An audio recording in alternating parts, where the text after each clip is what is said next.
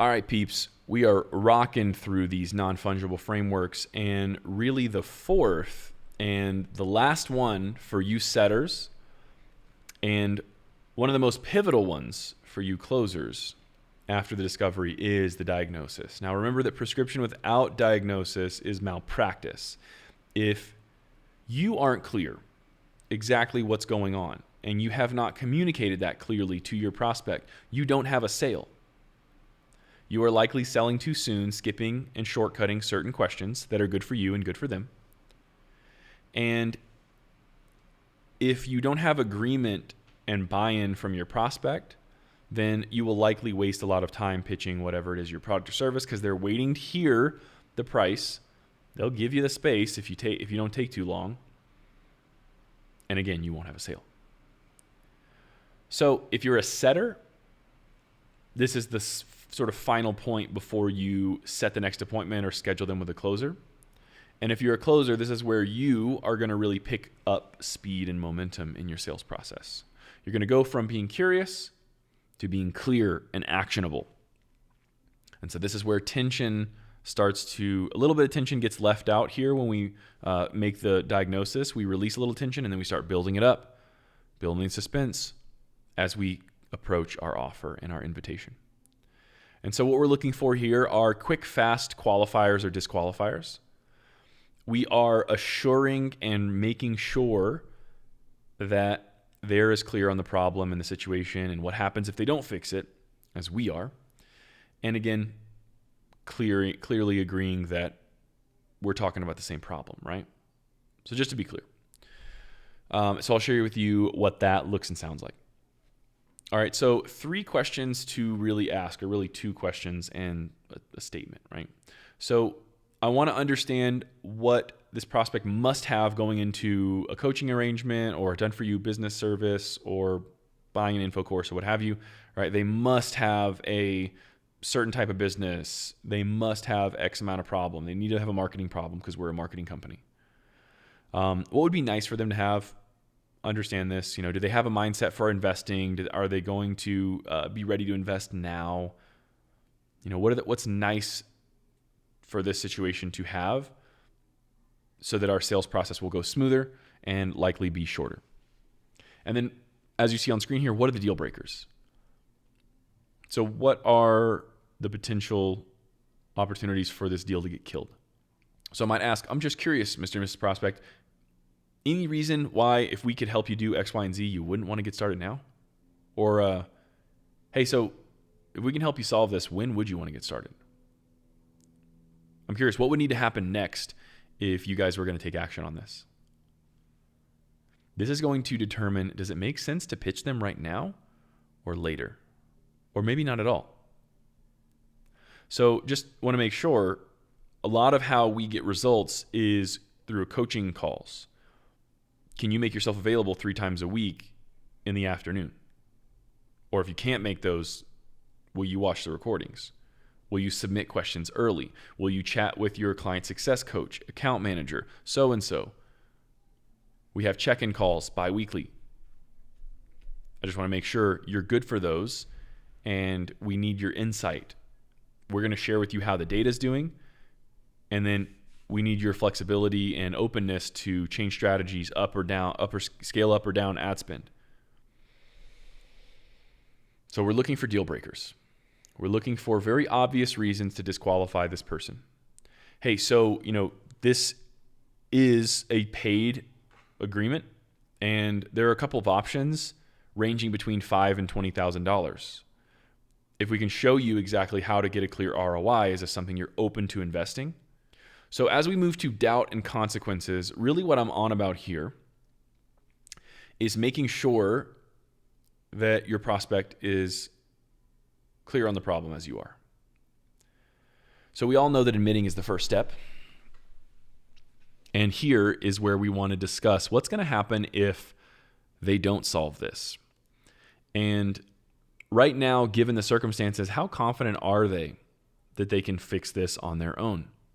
And knowing that they're going to need a way to qualify their leads better, would they say that they have a process to do that effectively? So these are examples of doubt or consequence questions. So my most favorite and most commonly asked consequence question specifically is, so I'm curious, if we were to hang up the phone right now, where do you think you would be March 2022? Where do you think that you would be in the next 90 days? That is my absolute favorite and one of my most used sales questions of all time. And I suggest that you put it into your script and your process immediately. And so by bringing up doubt and consequences, we are simply asking and making it apparent that this problem has weight. It has gravity. And we agree where the problem is specifically, which leads me to my last point, bottleneck agreement. There is always only one true bottleneck or constraint in any given system, and your job is to identify that.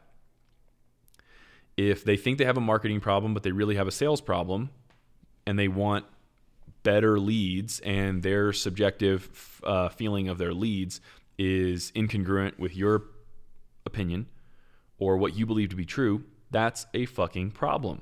We need to address that. So authority is not subtle here. It's very, very clear.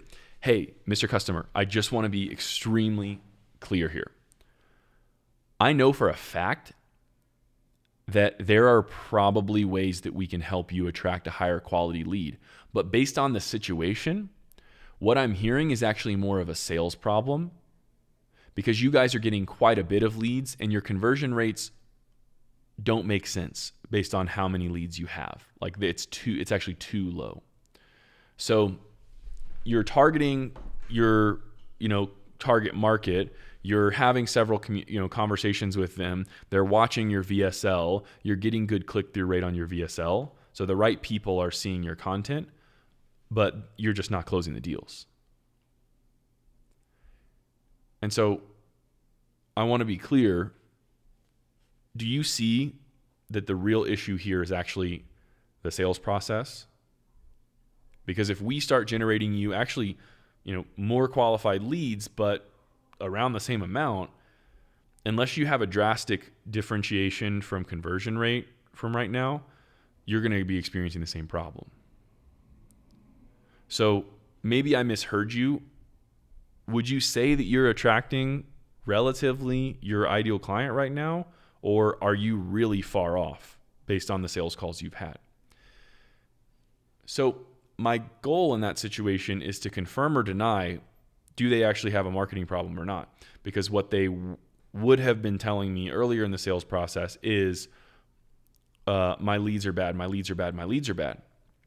But if I find out that their leads are still in their demographic, they're just not buying their service, like they're still in the demographic, they're showing up to the sales call, they're filling out applications, they're watching webinar VSL testimonials, that's a sales problem. Because that's actually a high intent lead, and it's very likely that it's more of a sales problem than it is a marketing problem, although there's probably things that we can do to tweak on messaging and things like that, whatever. And so that's an example where I am going to very clearly state what I believe the problem is.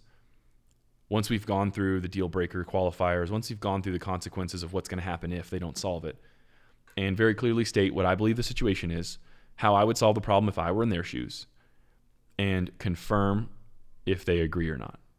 So this is a do not pass go moment. If they don't agree, then you need to spend time getting clear on the same page, and you might not make an offer to them today. You might not make an offer to them at all. And if they get upset or frustrated with this, that is a likely sign that they are a bad client. Hey, so I totally get it. I know that you want to hear kind of how much it costs. I'm still noticing that we are talking about two different problems here. And I think we need to get on the same page before it even makes sense for us to work with you on it. So can we do that? And if no, then you have your answer in your next step. So this is a tool of the expert. This is the needless expert not being willing to just make offers to anyone.